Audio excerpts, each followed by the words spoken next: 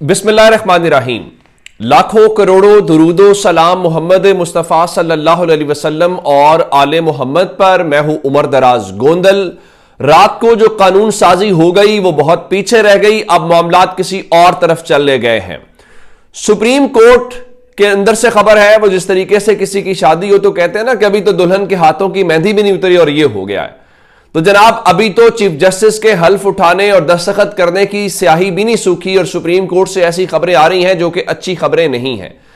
पहली खबर यह है कि आईनी तरमीम से मुतल्लिक जो कहा जा रहा था कि उसको सब चैलेंज कर रहे हैं, और उसके बाद कहा जा रहा था कि जजेस कह रहे हैं कि हम उसका जो है वो जुडिशियल रिव्यू करेंगे। फिर ये खबरें भी कि उसमें सुप्रीम कोर्ट में मुकम्मल तौर पे इत्तेफाक़े राय है।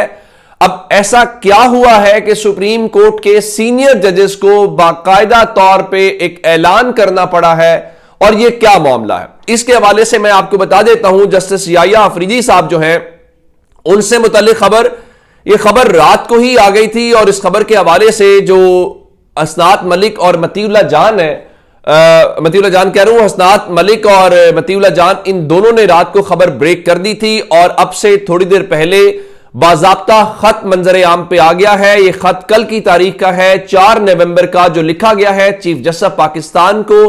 और यह लिखा है, मैं पढ़ के इसको सुना देता हूं कि उसमें कहा गया है कि उसका जो सब्जेक्ट है, लिखा है कि fixation of all the constitutional petitions challenging 26th constitutional amendment before the full court, यानी 26वीं आईनी तरमीम को चैलेंज करती तमाम दरखास्तों को फुल कोर्ट के सामने लगाया जाना।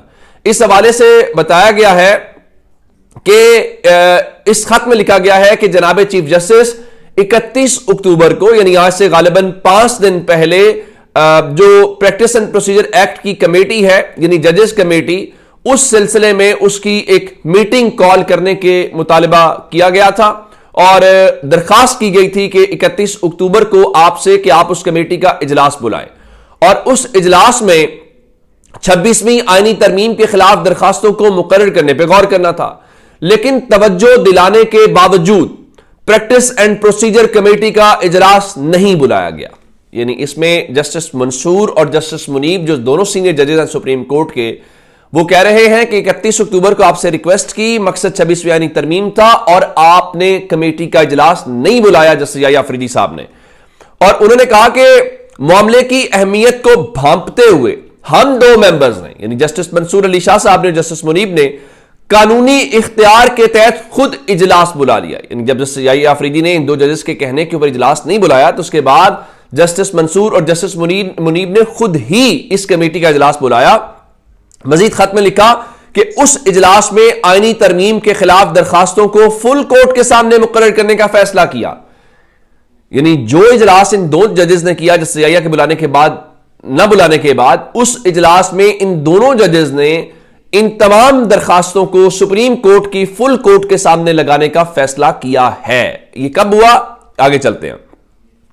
4 नवंबर को आईनी तरमीम के खिलाफ दरखास्तों को समाअत के लिए मुकर्रर करने का हुक्म दिया। यानी कल 4 तारीख को कहा गया कि इन तमाम दरखास्तों को सुप्रीम कोर्ट फुल कोर्ट के सामने लगा दिया जाए। अच्छा, मजीद लिखा कि फैसले से मुतल्लिक रजिस्ट्रार ऑफिस को आगाह कर दिया गया था, जिस पर अमल दरामद लाजिम है। यानी इन दो जजेस ने जो फुल कोर्ट के सामने दरखास्तों को लगाने का फैसला दिया कि आप कल 4 तारीख जो गुजर गई है आप ये लगाएं, तो रजिस्ट्रार ऑफिस जो एडमिनिस्ट्रेटिव ऑफिस है उसको भी इस बारे में आगाह किया गया।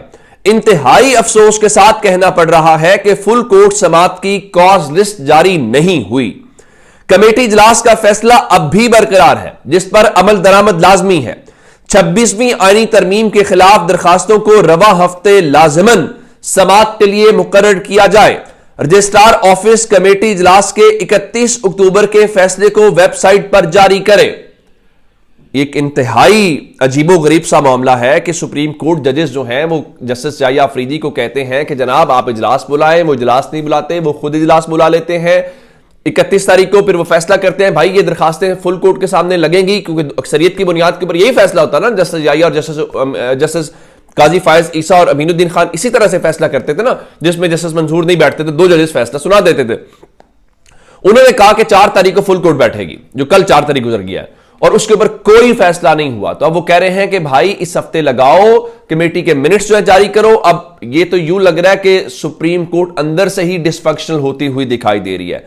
अब बहुत सारे लोगों का ख्याल, एक खबर तो ये है। अब दूसरी खबर, चूंकि कल हुकूमत ने वो जो चंद मिनट्स के अंदर कानून साजी की, और उससे पहले इन जजेस दोनों का ख्याल क्या, ये खत क्यों लिखा गया, इन दोनों का ख्याल ये है कि 26वीं आईनी तरमीम जो है उसका पहले जुडिशल रिव्यू किया जाए और उसके बाद उस तरमीम पर अमल दरामद किया जाए। और इसीलिए चूंकि आज आप जानते हैं कि जुडिशल कमीशन का भी इजलास है, और जुडिशल कमीशन को लेके ही हुकूमत ने कहा था कि जो जजेस की तादाद है उसका तयन जो है वो करेंगे। तो अब जुडिशल कमीशन के इजलास से पहले उन्होंने कहा फुल कोर्ट लगाएं, फुल कोर्ट नहीं लगी। फुल कोर्ट से पहले हुकूमत ने फौरी तौर पे रात को जजेस की तादाद बढ़ा दी और सब कुछ किया। अब उसके पीछे क्या राय है वो भी आपको खबर दे देता हूं।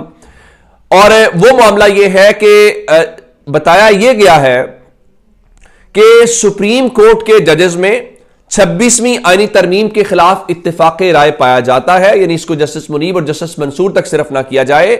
और जब इंटेलिजेंस की मालूमात हुकूमत के पास और ताकतवरों के पास पहुंची कि ये भाई चीजें हो रही हैं और ये वहां पे कंसेंसस है कि 26वीं आईनी तरमीम सस्टेन नहीं करेगी, उसके बाद जब इनको यह भी पता चल गया होगा कि रजिस्ट्रार ऑफिस को 4 नवंबर को फुल कोर्ट उन्होंने लगाने का फैसला कर लिया है, तो उसके बाद रात को 17 जजेस के साथ एक नई सुप्रीम कोर्ट बना दी गई है। यानी सुप्रीम कोर्ट के अंदर अमली तौर पे सुप्रीम कोर्ट है, और अब इस हवाले से सुप्रीम कोर्ट की हैसियत किसी सिटी काउंसिल से ज्यादा नहीं है कि जितने अमेरिका में भी जजेस नहीं है, यानी क्या हमारी आबादी और इंडिया की आबादी एक जितनी है? इंडिया में भी 34 जजेस हैं और हमारे भी 34 जजेस हैं। इंडिया की आबादी, इंडिया की रियासतें, बाकी चीजें भी देखें, यानी वो तो हर रियासत से अगर एक जज लें तो भी 34 बनते हैं वो।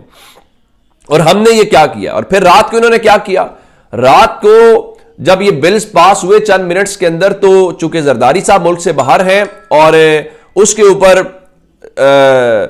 यूसुफ रजा गिलानी जो है वो कायम मकाम सदर हैं, तो रात को यूसुफ रजा गिलानी ने, आप यूं करें कि ट्रैक सूट के अंदर, यानी शायद वो सोए हुए थे उनको जगाया गया है, उन्होंने तमाम बिलों के ऊपर जो है वो दस्तखत किए, और दस्तखत करने के बाद अब ये जो बिल्स हैं वो बाकायदा कानून बन गए हैं। अब सुप्रीम कोर्ट के, मैंने पहले भी कहता रहा हूं कि अगर जजेस का ये ख्याल है कि वो बैठे रहेंगे तो फिर भाई बैठे रहें, फिर अगर उन्हें मसला नहीं है तो आपको मुझे क्या मसला है, फिर आप म्यूजिक फेस करें, फिर आपके साथ आपकी सुप्रीम कोर्ट का खिलवाड़ हो रहा है तो होता रहे। अब रात को एक्सप्रेस न्यूज रात को, यानी आज जुडिशल कमीशन का इजलास है, और जुडिशल कमीशन के इजलास से पहले वो कह रहे थे कि जस्टिस अमीनुद्दीन खान को आईनी बेंच का सरबराह लगाया जाएगा और आईनी बेंच 9 से 11 जजेस के ऊपर मुश्तमिल होगा। यानी अब सवाल है कि एक्सप्रेस न्यूज को रात कैसे पता था कि उनको लाया जा रहा है जस्टिस अमीनुद्दीन खान को। अब मेरा ख्याल है कि अगर यह सूरत हाल में देखा जाए तो याया अफरीदी साहब के पास भी कोई इख्तियार नहीं है, हम छोड़ देते हैं जस्टिस मंसूर को और जस्टिस मुनीब को, तो बेशक बैठ के आप बांसुरियां बजाते रहें। अब उन्होंने आपका काम कर दिया है और आप आपस में लड़ते रहें, और जब पंजाब और खैबर पख्तूनख्वा के इलेक्शंस के ऊपर जजेस ने जो कुछ किया अब उसको भुगतें। अब उन्होंने आप सबके हवाले से जो इलाज है वो कर दिया है, तो बाकी बातें जो है वो बाद में होती रहेंगी। एक चीज और है कि आज जुडिशल कमीशन का इजलास है, तो उस जुडिशल कमीशन के इजलास के अंदर क्या जस्टिस मंसूर शरीक होंगे, जस्टिस मुनीब शरीक होंगे? क्योंकि ये दोनों जजेस जुडिशल कमीशन का पार्ट है। जब ये कह रहे हैं कि पहले अमल दरामद से पहले जुडिशल रिव्यू करें, तो इस्लामाबाद से खबर यह है कि जस्टिस मंसूर अली शाह जो हैं वो खत लिखने के बावजूद जो आज का जुडिशल कमीशन का इजलास है उसमें भी शिरकत करेंगे। तो ये अब तक की अपडेट्स है, अपना बहुत सारा ख्याल रखिएगा। खुदा हाफिज।